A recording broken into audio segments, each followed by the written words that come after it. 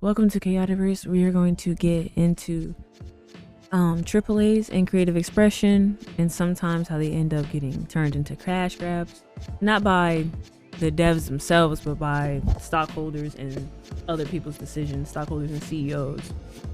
All right, so we have to explain first what a AAA game is, because some people misinterpret what AAA is. AAA is a production tier. It is not like a genre itself. It just means like when you hear AAA, you already know off rip it's going to be a huge game, meaning the technology is going to be great, groundbreaking. It's staple. It's almost like it's a game that usually changes your thoughts and opinions on games, and it makes you, it pioneers like a way for other games like Metal Gear. You never seen movement like that, combat like that. Hideo Kojima's games are very in-depth. Another game I want to say that's kind of like making way, Marvel Rivals. It's a hero shooter game, but the creative expression in that is very different than like Overwatch. Do I want to say World of Warcraft and Smite? Like, you know, if you play games like that, like role-playing games, you know like what I'm saying. I feel like there's a lot more freedom with it, and the skill level for that is a little bit more. As easy as the game is, like you see me playing Scroll right now, the expression of skill level in that game, I feel like is a little bit more uncapped, especially due to the diverse amount of characters that are on that game. Don't want to talk about my roles, want to get back to the AAA games. But like I said, when you hear AAA games, you already know off rip. Large budget, large team, long schedules, meaning the game has been in production for like 3 to 10 plus years. They have high sales expectations. So people expect, like I said, large sales. They create prestige. They bring brand dominance. They bring awards. They move hardware. People underestimate that part. A lot of these games, if it's a AAA game like GTA 6, I think will probably be sold with the new PlayStation. Like GTA 6, right? With PlayStation 6 sounds cool, right? Very marketable. Would delay it a year, help you get some more sales. You work on your game. Also, these games generate technology. So like GTA 6 will be groundbreaking to us, but it has been worked on for so long that when they start making Red Dead is always 10 times, better. You know what I'm saying? You get it? You know what I'm saying? So like I said, generating technology, engine, pipelines, tools, animation rigs, AI systems. Also, these AAA systems, people underestimate, like we just say marketing budgets. These AAA systems also allow people to reuse the IPs, so they might be able to get adapted to TV shows. One game I'm wanting to get adapted to a TV show is Dead Space, because the guy is very Glenn Schofield is very great at making graphics, and I think if they were to like allow him to animate, if you've seen Love, Death and Robots, Glenn Schofield can do a lot of shit with that. And it's horror. People love horror. I think Dead Space is horrifying. He put a lot of time in to that game and the graphics, and you've seen the outcome. Not a lot of people play it, but they watch the gameplay. I think a lot of people would watch Glenn Schofield horror stuff. All right, and we'll bring up Glenn Schofield later.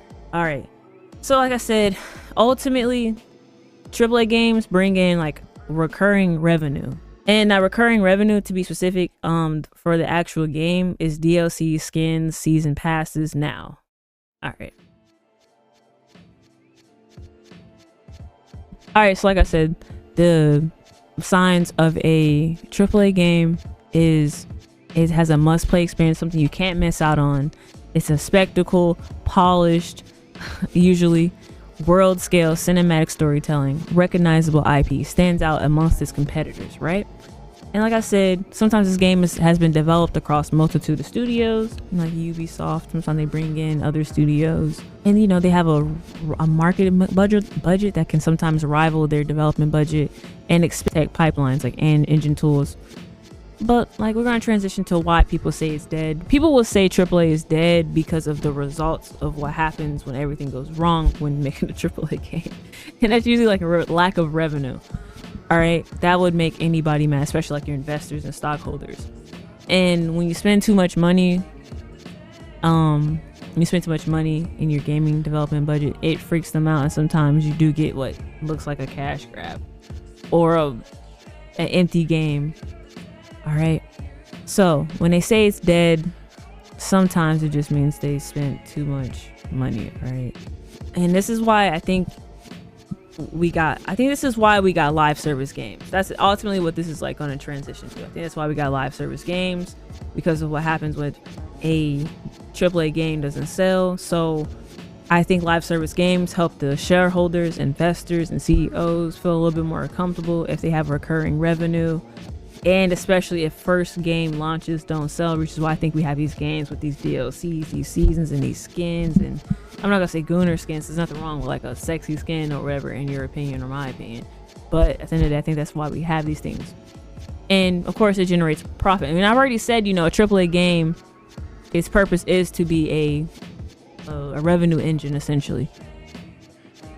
All right, bring in better tech, take the risk, and be triumphant. But like I said, if it goes wrong, they'll say AAA is dead or whatever.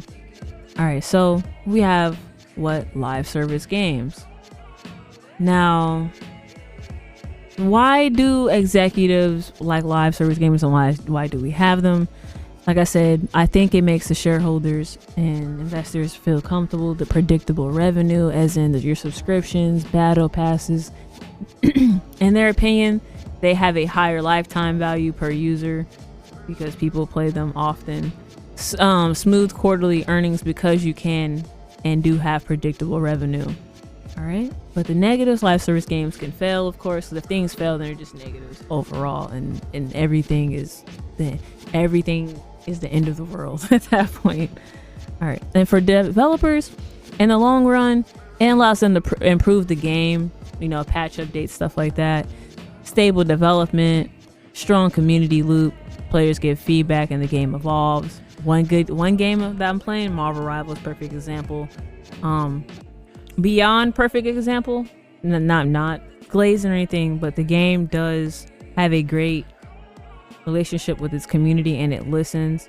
It gives back to its community, and I think games need to take note of that.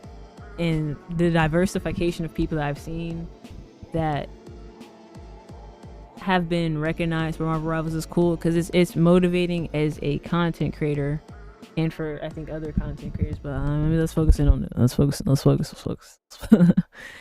And also, for developers, live service games do have its negatives, so let's talk about it. Because it is a live service game, it's a never-ending production. So you shipped, but you're not done. That doesn't exist anymore. There are burnout risk. Design gets pulled towards monetization loops. Studio autonomy often shrinks. You gotta make those budget decisions. Sometimes, because when I say the studio autonomy shrinks, sometimes due to the monetization decisions that are being made, that becomes a little bit more important. It can become a little bit more important. What I'm saying is money can become a little bit more important than the development of a game. Or sometimes it's future, depending upon who's invested in it or whatever. And like I said, for consumers, you get new content, you get events, characters, maps, loot boxes, all that stuff you guys love. Community activity stays alive longer. Sometimes live service games, they have a cheaper entry point. So what that means, free to play games, live service games, Marvel Rivals, Overwatch, Fortnite, your Red Sec games, which is like your battle royale games, because Call of Duty has one, Warzone. There we go. Yeah. But the negatives of also live service games, because there's these events that we have, and there's battle passes, this can also induce FOMO. So like I said, that's just for the consumers. The FOMO is good for the investors. So remember, we're in the perspective of the consumer/player. All right. So the release now, fix later culture kind of gets normalized, where you get we'll figure it out later because of live service, and that's the negatives for the consumer. And another negative for the consumer is players become a QA at launch. Also, gamers can feel like chores. Games can feel like chores instead of a complete experience. Now, that just depends on the game you play. Next. All right. So ultimately your question at this point might be, do live service games cost more? Technically they can, yes and no. Due to the ongoing design of the game and ongoing development of the game, it can cost more. And there's constant marketing, then there's content planning you have to do. So yeah, and then also, like I said, if everything doesn't work out, then you know there's the obvious negatives. All right, so why do we have like live service and who pushed it? Let's get into that first before we get into a couple. All right, live service was obviously pushed not for the developers' benefit, but from the CEOs, the board, investors, and earning calls. Now, there's also a thing called the Chinese market that I wasn't aware of course, because I live in America. And the reason I brought up the Chinese market is because a couple of games people are not aware of got shoved out for that purpose of the Chinese market, because investors said they were going to miss out on a lot of money or something like they say they're gonna miss out on a lot of money if they don't push it out for that market time, which is like December. These two games, for example, Cyberpunk 2077 and Callisto Protocol, as another example, because both those games got pushed out in December and the market was a reason for it. All right, so like I said, you got live service came from CEOs, boards, investors, and for the purpose of earning calls also. All right, the benefits of live service and why executives love it is because CEOs and stockholders love predictable recurring revenue, monthly engagement metrics, ongoing monetization instead of one-time sales. So like I said, remember that one, better quality forecasting. Games get treated like subscriptions. So like I said, I know I'm going to get this money from you if I release these battle passes. You know what I'm saying? I already mentioned that. I don't want to keep reiterating that. Let's go. Now, the benefits for the developers, in theory, longer funding windows, ability to iterate after launch, which I guess like edit the game, continuous support instead of abandonment, more stable employment during active service. Now, the reality of the developers is that there's no deadline, there's no finish line, there's constant deadlines, there's seasonal crunches, there are future decisions that are driven by metrics, not vision, which means your creativity might not be as important. Creative identity gets diluted and tech debt compounds. And yeah, people don't really talk about that, but that is a thing. All right, and some people, I think Harada might have just something like that, where they used to just ship a game and be done and take a break.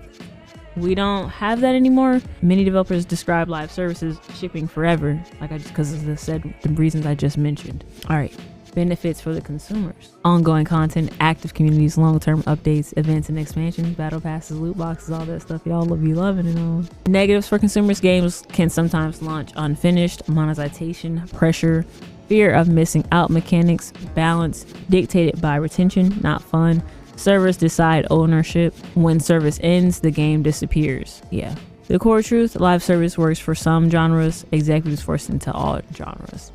So think of like Assassin's Creed, how Assassin's Creed became a little bit monetized a little too much, even with like the whole resource thing. I don't know where this resource thing that came from indie tycoons ended up into role-playing action storytelling games. I don't know if that makes sense, but that's like a complaint I have. I don't know why I'm hunting for resources in Assassin's Creed. I have to ask somebody that, and I'm gonna ask them, can we take it out? Got me out here hunting for wood and rocks. I might even edit it out because I'm so mad that that's even a thing. I might have to edit this out the video. If you're hearing me at Ubisoft, why as an assassin am I hunting for rocks and all that? I'm tired of that. All right, I wouldn't say AAA is dead. I just want to say it was more so mismanaged, and executives mismanage it by prioritizing your quarterly earnings, your quarterly timing, stock performance, investor narratives, monetization models, and portfolio strategy. Not only that, the developers will also end up taking the blame for it, and they'll say the game launched broken and the systems were cut, the content was shipped incompetent, incomplete, my bad, or the model just didn't land. And that's what they'll say. That's what I mean when I say the developers will take the blame. That's what the consumers get told. The game launched broken and things like that. But this happens to kind of be like a pattern where leadership sets a financial deadline, forces cuts. You get rushed quality assurance, and that's what I meant when I said QA in the last section. You get rushed quality assurance. The game launches with gaps, performance issues. The publisher messages frames it as didn't meet expectations. Execution has some issues, and it just not enough engagement. You know, it just gets wrapped up like that. And then number 5, the dev teams enter this thing called patch hell, which I will explain that later, because a lot of these, like one developer in specific, Glenn Schofield, went through a lot of this. Is why I mentioned him throughout, because I was researching. It's like, oh, I need like evidence of patterns of things like this. Glenn Schofield went through all this. You enter patch hell where you do like 30 to 80 plus patches, or sometimes even 100 plus. And not only that, you know, your studio will get downsized or shut down or shelved. Leadership will move on to a new IP or just new tech. Alrighty. So that's what I want to say when I mean I don't think AAA is dead. In my opinion, I just think it gets mismanaged for the reasons I just mentioned in that section. Boom. So, like I said, here's an example of someone who went through what I mentioned in the previous section. Glenn Schofield. If you don't know anything about Glenn Schofield, he created Dead Space. 2008, he directed and produced a new kind of horror game, cinematic, brutal, atmospheric, and realistic. Dead Space becomes one of the greatest horror games of all time. If you don't know anything about it, you should really check it out. After that, he co-founded Sledgehammer, where as Sledgehammer, he will work on Call of Duty, where he helps produce Modern Warfare 3 and Advanced Warfare and World War II. And that's from 2008, well, more so specifically from 2011 through 2018, where he worked on Call of Duty. Now, after that, he goes and forms Striking Distance Studios, where he goes and, you know, they make Callisto Protocol. But however, Callisto Protocol, in my opinion, was kind of sabotaged. His executive made him release a game. He made him ship the game in December. He called him and told him to ship the game. And then the executive ghosted him until May. So from December, he calls you, tell you ship that game, don't care. Ghost you, and then doesn't call you till May 2023, which is crazy. But while he ghosted you, you did over 86 patches, and I'm pretty sure you released the DLC. Now, he's a prime example of like, well, he said he was forced to ship the game in December due to the Korean stock market timing. He regretted it, agreeing I should have just shut it down right there. Now, that's my evidence for the for the shipping out a game, or, you know, stock market stop. Another game was Cyberpunk, was shipped out, messed up. First game to even get taken out the market because they took it off the gaming marketplace because they released it undone on purpose to meet earning calls, because they invested so much money in it, got impatient, and yeah, you already know what happened with Cyberpunk. Luckily, strong fan base dug it out. They released beautiful DLCs, and we're getting another one. I hope so. I think so. I've seen an article where they are working on it. Looking forward to. But like I said, Cyberpunk faced the same thing, the same pattern: investor pressure, forced holiday release, known internal readiness issues, broken launch, massive patch cycle. Yeah, that was crazy. And you know, the developers went through some blame for it. And then it was some long-term damage, because we could have lost CDK project, something like, I hope I said it right. We could have lost them, but we didn't, and Cyberpunk worked out. But yeah, they went through the same thing. And then some things Glenn did say publicly about Callisto Protocol, that he was forced to ship it in December 2022. The reason was the Korean stock market order for earnings. He regrets agreeing to that deadline. He said the PC version was a mess. Content was cut to meet the schedule. There were a lot of bosses that were cut. Communication from the publisher stopped shortly after launch. And like I said, his team did the whole patch hell thing. Cyberpunk did the same thing, same pattern. So, alright, so in the midst of Glenn Schofield releasing the Callisto Protocol, Dead Space 1 was remade by EA. And in Dead Space 1, they did fully express some of, not fully all the way, but they were able to express some of Glenn Schofield's ideas fully. However, we're going to go over one of EA's executive decisions in the past that ended up damaging some of their own IPs. All right. So in the 2010s, EA was saying single player is risky. They wanted to go to live service games, because live service is the future. And like I said, live service was the future because live service had a predictable recurring revenue. All right, so what they decided to do was mandate Frostbite engine in the company and start chasing live service games. They did that, but when they enforced the Frostbite engine across when they first took Frostbite engine, it was a terrible decision for management, right? You can call it tech mismanagement. So what happened was in 2006 and through 2008, Frostbite was built by DICE for Battlefield, and it was more so built specifically for Bad Company Battlefield. That is a first-person shooter, by the way. That is an FPS. In 2011, EA mandates Frostbite across all internal studios. The problem was, like I just said, Frostbite was built for first-person shooter games, not RPGs, not sports, and not action horror. They tried to use Frostbite for Mass Effect, FIFA, Anthem, and Dragon Age, and you know what happened to Anthem. You know what happened. Anthem bombed so hard, it's like dinosaurs. It's like what? Anthem bombed. I digress. Like I said, Frostbite was built for first-person shooters, not role-playing games, not sports, not action, and they tried to enforce it on Dragon Age, Mass Effect, Anthem, and FIFA. I don't know why. But apparently, I guess this, in the eyes of the execs, was going to cut fun. And what happens is, when games suffer, devs get blamed. That's why I'm bringing it up. So, like I said, another thing, yeah. And the reason I'm bringing it up is because this is like a pattern for your AAA games when they say AAA is dead, but it really it's not dead. It's just that executives make bad decisions, and due to lack of patience and bad decisions, your game gets turned into a cash grab. But your game your AAA game already is going to be a cash grab because of how much marketing, how much of a budget was put into the creation of it, if that makes sense. Right. Also, I would like to mention that Dead Space was released in the midst of two other horror games. One I just mentioned, Callisto Protocol, and the other one was Resident Evil.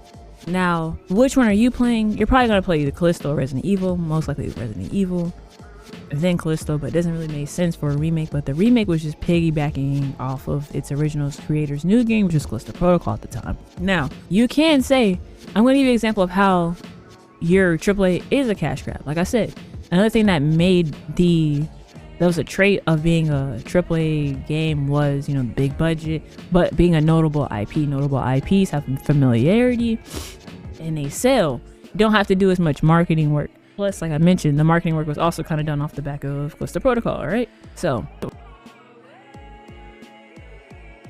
now here's where you can say your AAA game can be a cash grab. This more so qualifies, in my opinion, for remakes, because executives view these AAA games that are remakes as safe because they have a known audience. There's a known critical framing. There's easier forecasting and lower narrative risk compared to making a new IP. Or if you make a new IP, your new IP is going to require patience. Your audience, you're going to have to build trust with the audience. There's no safety net. A lot more marketing.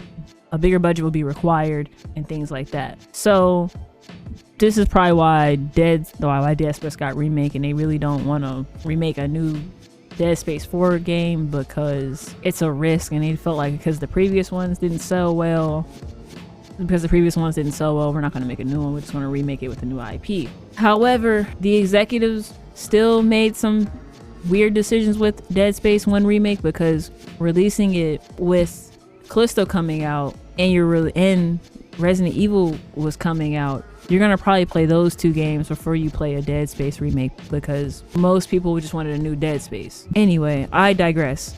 However, it has been acquired by UAE, so we'll see where that goes. Glenn said he wants to, use the IP, possibly make some Netflix things out of it, or even a new video game.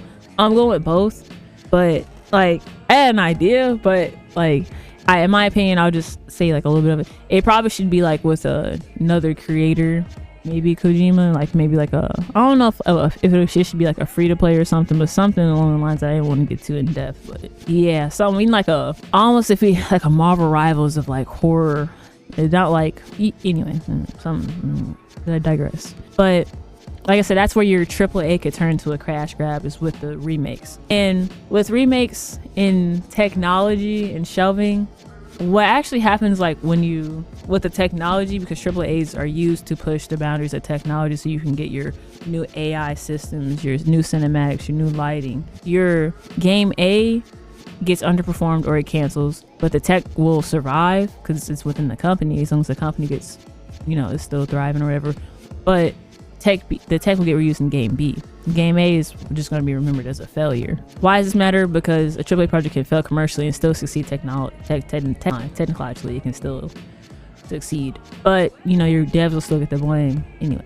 So this will lead to me talking about Kojima and how he was removed from his game. They remake his game without him, however it still fails. And same thing with Dead Space. Callisto outperformed Dead Space. So in my opinion, I don't really get why bother remaking the game just to release it around the time of Resident Evil and Callisto and then compete, and then it would, you still kind of made the game look like a failure in a way, if that makes sense. Because even when Glenn goes up there and he's like, I want to remake Dead Space, well, we just did a remake and it failed.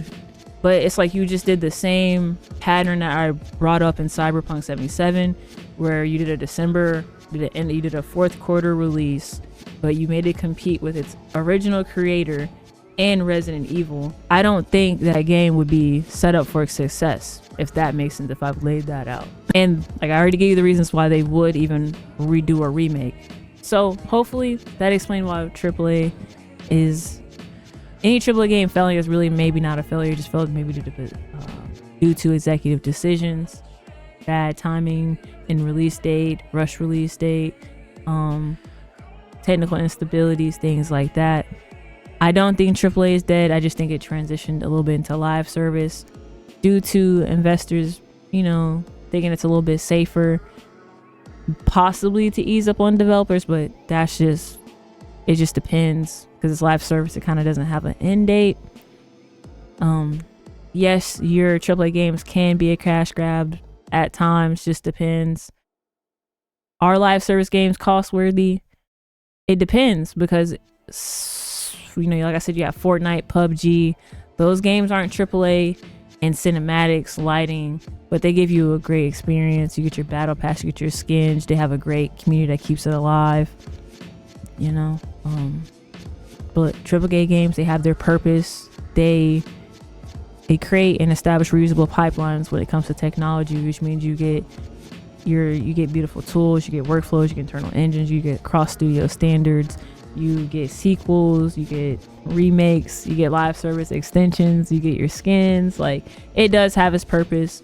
AAA is not dead. We have live service games for that.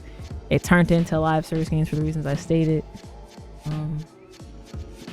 And I think that's pretty much it. Hopefully I talked about that pretty thoroughly and wrapped it up. You know what I'm saying? Either way, it's named KayoticVerse for a reason, so that's how we getting down. Stay safe out there. Peace.